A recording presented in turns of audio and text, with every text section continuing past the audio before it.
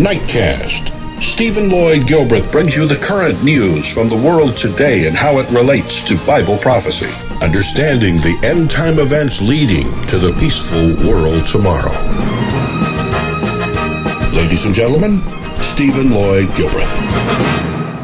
Good evening, friends, and welcome to this January 19, 2015 edition of Nightcast. Our opening story tonight, friends, we remind you that when World War II broke out, same for World War I, in the Pacific regions, there was an unrest regarding the economies of the world. The Chinese premier has warned that the national economy of China faces significant downward pressure this year. He was speaking on the eve of the publication of the latest economic data, expected to show that the country has grown at its weakest rate for nearly a quarter of a century. Grown at its weakest rate for nearly a quarter of a century. At its peak in 2007, excuse me, friend, in 2007, I'll explain more after the video. Let's go to the video on this. The law of gravity says that when the Sheng family go up, they must come down. But for the past 3 decades, the Chinese economy hasn't lived by the law of gravity, which is why it's called a miracle. A family day out at the Harbin Ice Festival. The Shengs have never had it so good, and they expect the children's lives to be better still. But beyond the winter wonderland, Harbin looks like this. A miracle economy in trouble. Enterprise choked by state factories. A real estate bubble. Spiraling debt. If China doesn't stop its risky habits, the economy may freeze altogether. So it now has to take painful steps in the short term for the sake of more sustainable growth in the future. The government has a slogan for this difficult exercise. It calls it the new normal.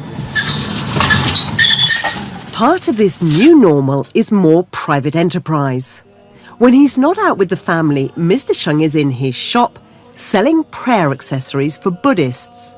Religion is growing fast, especially among business people. A string of prayer beads can sell for up to £10,000. I like to spend more on buying better quality products. I'm confident this market is going to keep growing. After all, people think praying will help their business. And if things go well for me, I'll move to a bigger shop. Dad has big dreams, but right now, Mum is the main breadwinner. She runs an elevator repair business, which has helped pay the extra costs of having 2 children in a country where you're only supposed to have 1.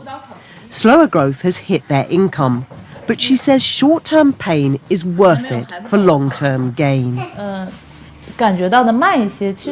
slower economy is actually better for us because it's steadier. Our generation is already so much better off than our parents, and it's going to be even better for our kids. It's the quality of the growth that matters, not the speed. China has got used to speed. Slowing down and making space for the market is the promise now. But new direction, new danger. It's a risky transition from fairy tale to new normal. Carrie Gracie, BBC News, Harbin. Okay, thank you very much, Carrie Gracie. China's slower growth cast its shadow over the region. This week sees the release of economic growth figures from China, and it's predicted that the numbers will fall short of the government's target of 7.5%. Only a few years ago, China's growth was consistently in the double digits. But now, as you'll hear in this next video, the pace of expansion has slowed substantially. China's economic strength is crucial to the health of the global economy. Friends, China has the second largest economy in the world. So in order to gauge the impact, the BBC asked its correspondents around the region in South Korea, Australia, and Malaysia what it means in their countries if lower Chinese growth becomes the new normal. The Chinese love these places. They come to these tourist sites in their thousands. And clearly, slow growth in China means less money to go abroad. But that may be good news for South Korea, because it means Chinese tourists may not go to Europe and the US and stay closer to home, come to places like this more. 25% of South Korean exports go to China, so that's clearly a worry here. But it's more of a worry in North Korea. China takes 96% of North Korean exports, things like coal in particular. Slower growth in China means worries in South Korea certainly, but also in North Korea. Here in Australia, they'll be watching the figures coming out of China closely, and a drop-off there will cause anxiety for industry and businesses here. China is Australia's biggest market for its exports, particularly its minerals, and this country has already been hit hard in the last year by a dramatic fall in the price of iron ore and of coal, two of its biggest exports to China. Generally, a downturn in China means a downturn in Australia too. Here in Malaysia, its biggest trading partner is China. Trade between the two countries has reached more than $100 billion a year. But Chinese buyers are starting to pull back. Foreign sales of palm oil and energy products have dropped by as much as 15% last November compared to the previous year. And Tourism Malaysia has reported less Chinese visitors coming to Malaysia, although it's not entirely just because of economic reasons. Chinese nationals are extremely concerned about the disappearance of MH370, where more than half of the passengers on board are from China. So the World Bank says with less demand coming from the Chinese, Malaysia's economic growth will slow down to 4.7% this year. And friends, if you don't think that will affect you where you are in the United States, in the United Kingdom, in Canada, in France, and other democratic countries around the world that represent the tribes of Israel, think again. Going now to news related to the second seal from the book of Revelation, the red horse, war, as Jesus Christ described it in plain language, war and rumors of war leading to another round of world war, which certainly the economic condition out of China does affect, because if China begins to have trouble, the second largest economy in the world, it'll shake not only them, and the unrest will set the stage for another round of world war, because one of the elements to triggering off war and world war is a weakened economic situation in a country. Now, in that second seal, war, rumors of war, the Nigerian Islamist extremist group Boko Haram has kidnapped 80 people from a village neighboring Cameroon. Many of them are children. It's one of the biggest abductions outside Nigeria and raises fears that Boko Haram is expanding its attacks. The authorities in Cameroon say 24 hostages were rescued, but the rest were taken by Boko Haram to their camps in northeastern Nigeria. The increase in attacks seems to have exposed weaknesses in the military response, as the BBC's Nigerian correspondent Will Ross reports. A show of strength by Nigerian soldiers who here look well equipped and ready for action. For the past 18 months, thousands of soldiers have been deployed to the northeast, but the fight against Boko Haram has been a disaster. The jihadists have increased in strength and captured territory, often sending troops fleeing. I met some soldiers who were dismissed from the army last week after serving on the battlefront. They were accused of disobeying orders to fight, but they say they were ill-equipped, outgunned, and at times their armoured vehicles even ran out of fuel. We may have insufficient fuel inside. Then when the fuel finishes, then the next thing you do is just to abandon it. And then what happened to the vehicles? The Boko Haram take hold of it. I feel insulted. I feel embarrassed. I feel humiliated. In their latest attack, Boko Haram fighters crossed the border into Cameroon, where they abducted men, women and children. Some have been rescued by the Cameroonian military, but dozens were taken into Nigeria, where the jihadist group is trying to establish an Islamic state. With Africa growing, Ghana's president has called on Europe and the African Union to do more. Friends, there is more to this story, but I wanted to pause it right here while you see her back's turned now, but you saw her walking forward before the crowd. The Chancellor of Germany, Angela Merkel, who is the president of the this year of the EU thing.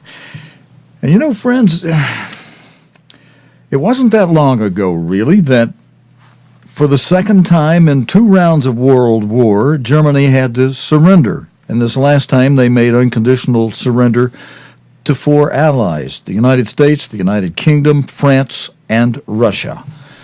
Russia then was an ally.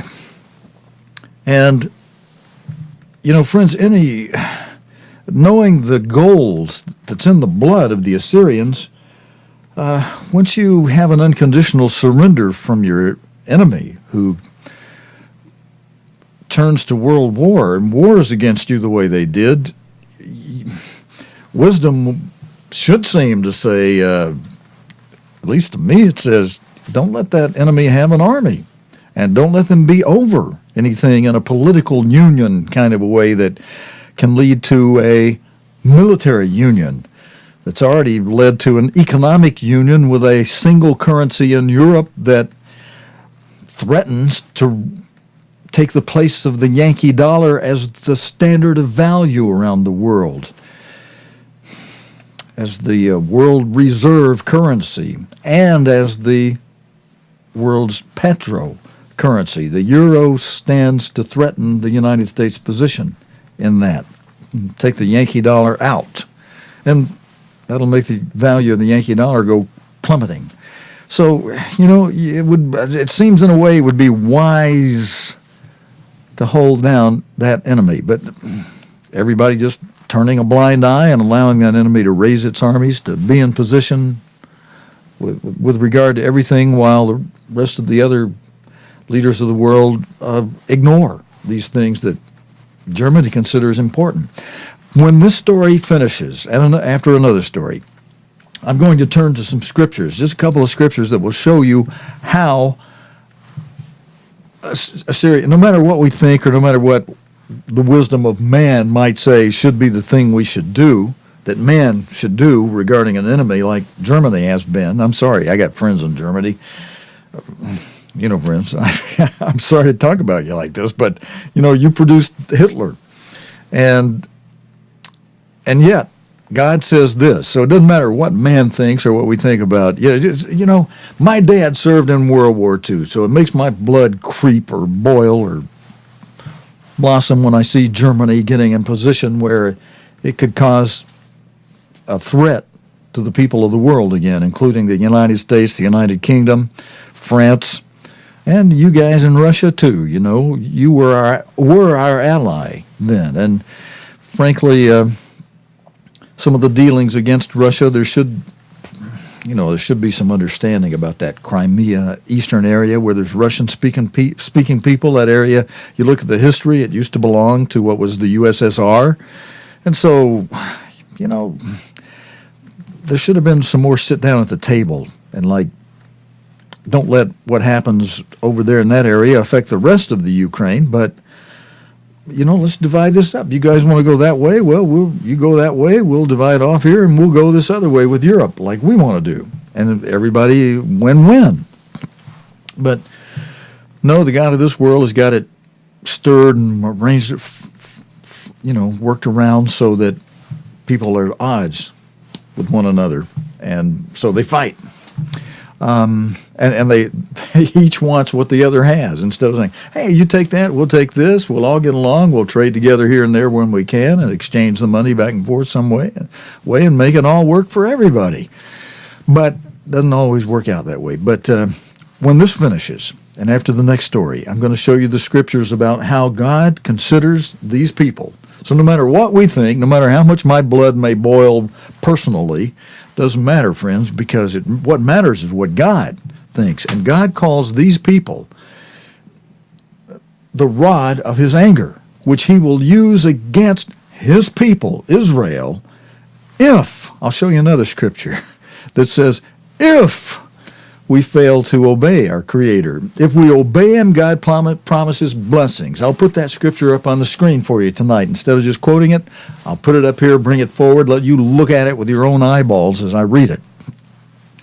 And then I'll put the other scripture up where it says in Isaiah, where God says, the Assyrians, modern-day Germany, is the rod of mine anger. And he says a little more than that. I'll put the scripture up and we'll talk about it, but I want you to know that's coming. Let's let this story finish. I have another story, then I'll put those scriptures up for you, and then we'll say goodnight. But here's the rest of this story. I'm encouraged by the news I received that Chad has moved troops into Cameroon because terrorism, as we all know, affects the whole of the world. We cannot ignore terrorism in any part of the world because it has the tendency to grow like a cancer. Nigeria's neighbours have long promised to work together against Boko Haram, but so far there's been too little cooperation between the armies and too much mistrust. And that's played right into the hands of the jihadists, whose brutal campaign of violence is spreading. Will Ross, BBC News, Jos, Nigeria. Thank you, Will Ross. And friends, before we go to those couple of scriptures I told you about, I've got another story I want to cover for you. It's BBC Democracy Day. The caption with this photograph, opening photograph for this story, Europe faces political earthquakes. The rise of populist parties is tipped to cause shockwaves across the European Union is the caption on this photograph. And I'm going to be reading to you, friends, an article by Mike Wooldridge, the World Affairs correspondent for the BBC.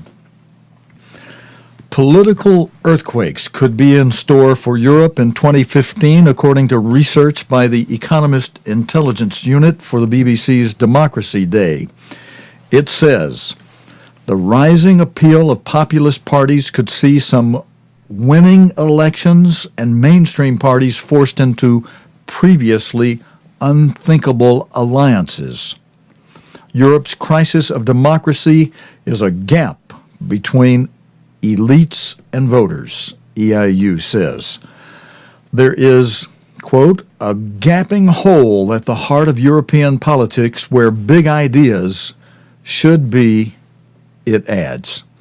Low turnouts at the polls and sharp falls in the membership of traditional parties are key factors in the phenomenon. The United Kingdom, going to the polls in May, is, quote, on the cusp of a potentially prolonged period of political instability, according to the Economist researchers.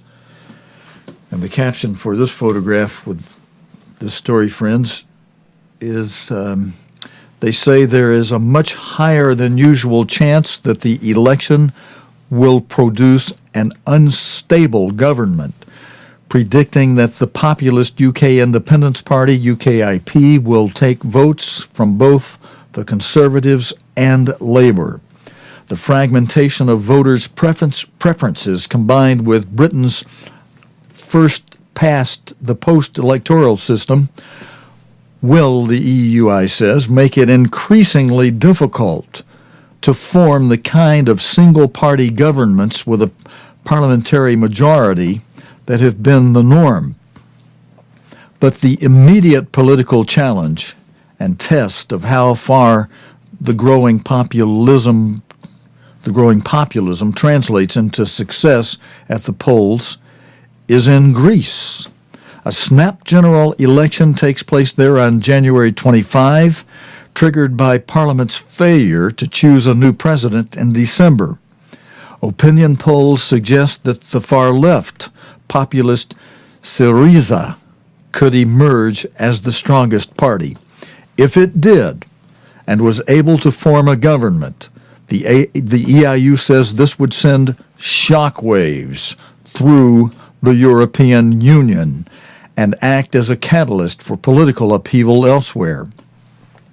The election of a Syriza government would be highly destabilizing, both domestically and regionally. It would almost certainly trigger a crisis in the relationship between Greece and its international creditors, as debt write-offs form one of the core planks of its policy platform, the EIU says. With similar anti-establishment parties gaining ground rapidly in a number of other countries scheduled to hold elections in 2015, the spillover effects from a further period of Greek turmoil could be significant.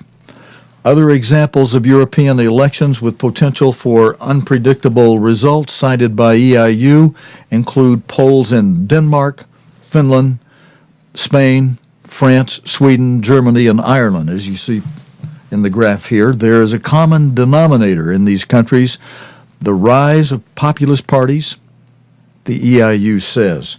And then, friends, the caption with this photograph, with this story, reads, "A surge of popular protest has swept many parts of the world in recent years." Anti-establishment sentiment has surged across the Eurozone and the larger EU, and the risk of political disruption and potential crisis is high. Its analysis is that populist parties and movements of the left, the right, and the indeterminate are moving into the space that has opened up between the old political parties and their traditional social base. Opposition to governance from Brussels, immigration, and austerity are key themes for rallying cries for many of these parties. Meanwhile, alongside the rise of to prominence of populist movements, there's been an upsurge of popular protest in many parts of the world in recent years.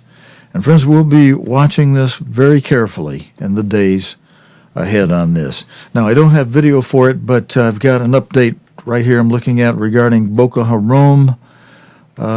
It's saying that escaping from Boko Haram, the people who fled Baga, eyewitnesses in Nigeria have been describing the destruction and loss of life in the northeastern region during attacks by the militants of Boko Haram. You know, we had a video story on this just a little bit ago here tonight, but this is an update. Let me scan over it real quickly before we close. Hundreds of people have been killed in the past few weeks, and during the past 18 months, the attacks are thought to have claimed more than 5,000 civilian lives. Some 750,000 people have been forced from their homes. Friends, I know these are figures that we just read out to you, but let me ask you to stop and consider, what if that were happening in the United States? And consider the fact that it could. And when I give you a scripture in a moment, I'll give you a couple of good reasons why it could happen at home. And as you think about that, maybe it'll help us, before we go to bed tonight, to pray for the people in these areas who are having to leave their homes. Thousands of them have been killed, and ask God to bring his kingdom.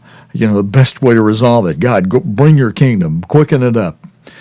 One of the worst attacks was in the remote town of Baga 2 weeks ago. And then we'll be watching that for you, friends. 24 hostages were returned of those 80 that were taken today. All right, now I promised you I'd go through a couple of scriptures that relate to how and why God will use the Assyrians to punish his people. And the reason, before we go to the scripture that says he'll use the Assyrians, let's take a look at just one verse for the moment in Leviticus 26. Let's go to verse 3 of Leviticus 26, where God says, if, biggest two-letter word in the whole English language, as Mr. Herbert Armstrong used to well put this, if you walk in my statutes and keep my commandments. Now, I highlighted keep my commandments and not walk in my statutes, although it's almost synonymous, statutes and commandments. There is a distinctive difference, but essentially it's the same thing. If you walk in my statutes and keep my commandments, in other words, if you obey your Creator, our Creator, and walk in my statutes and keep my commandments and do them, he goes on to enumerate blessing after blessing. There'll be, next verse 4, he says, you'll have rain in due season. And he explains how I'll bless your fruit trees. And you know, for fruit trees to produce, they've got to have beneficials. Those are bugs that are good for the tree. There got to be more of those than there are the bad bugs that tend to kill a fruit tree. God designed ducks to not eat the beneficials, but to eat the bad bugs. And so if you got enough ducks around, they can help. But also weather can help, because a certain amount of extreme cold weather during the winter will kill those bad bugs. So you actually want some weather of the degree that would produce snow, and a little bit of snow during the winter. You know, maybe just a few days, a week, few days, a week of it, enough to kill the bad bugs. And this is all something God has control over and can engineer. And if he's blessing you, because according to his promise, if you walk in my statutes and keep my commandments and do them, I don't have the next verse to put up on the screen, but he goes on to say, you'll get rain in due season, I'll bless your fruit trees. And then he says a whole bunch of other things that are part of the blessings. But then on the other hand, in the middle part of the chapter, he goes on to say, however, if you don't diligently hearken to my voice and walk in my statutes and keep my commands and do them, if you don't do that, just the opposite of these blessings, in other words, curses upon you. You won't have the rain you need. So, and you'll either have not enough rain and a drought, or you'll have too much rain that produces floods, either one of them being a curse. To get it just right, God's got to be there for you. And to get it just right, we have to be obeying, because God says, if you do this, blessings. And he says, and he has to keep his own word. If you don't do this, then just the opposite. And it's like the law of gravity. He set a law in motion about it. If we obey, we get his blessings. If we don't, we get just the opposite of blessings, which are curses. And the ultimate curse, verse 19 of Leviticus 26 says, I'll break the pride of your power. And Ezekiel 6, verse 6, God says, if you continue to disobey me, I will allow the rod of my anger to wipe out all your cities. Read verse 6 of chapter 6 of Ezekiel. Should be easy for you to remember. Ezekiel 6:6. God says, I will lay your cities waste. I'll lay waste to your cities. He's speaking to his people. Ephraim in the UK, Manasseh in the United States, the two sons of Joseph. He's speaking to Reuben, the modern-day people of France. He's speaking to you people up in Canada who all are also descended from Ephraim, one of the sons of Joseph, and the other tribes around the world. You disobey, and your cities will be laid waste by your old enemy, who, when you disobey, God considers to be, I was going to say his friend, but I think I'd rather say his instrument, because he later promises that because these people have a tendency to overdo it, and they enjoy inflicting torture and pain and torture and punishments upon God's people and killing them, they actually get to where their emotions aren't involved, except they have a little bit of enjoyment out of it. Woohoo! They love getting people. O Assyrian, verse 5 of Isaiah 10, the rod of mine anger, and the staff in their hand is mine indignation. Now, what's the staff in their hand? Well, that'd be the ammunitions, the machinery that shoots the ammunition, that launches it forth, the rockets and the nuclear heads. This time it'll be nuclear heads. The staff in their hand, their ammunitions, their weaponry is mine indignation. O Assyrian, the rod of mine anger. Friends, God says, read the rest of Isaiah if you really want to see the picture of how God uses and will use the Assyrians if we fail to take heed what he says in verses such as Leviticus 26 and verse 3 is here. If you walk in my statutes and keep my commandments and do them. He actually goes on to say that you will, let me just open that up in the Bible for you, even though I don't have the scripture to put on the screen. Real quickly, I'm a little bit over the time I wanted to go tonight, but let me just turn there real quickly. We're going to go to Leviticus 26, and just beyond verse 3, a little ways beyond verse 3, there's Genesis, Exodus, Leviticus, third book in the Bible, chapter 26, and then verse 3, the one I just read, if you walk, that's saying here's what's going to happen if you obey me.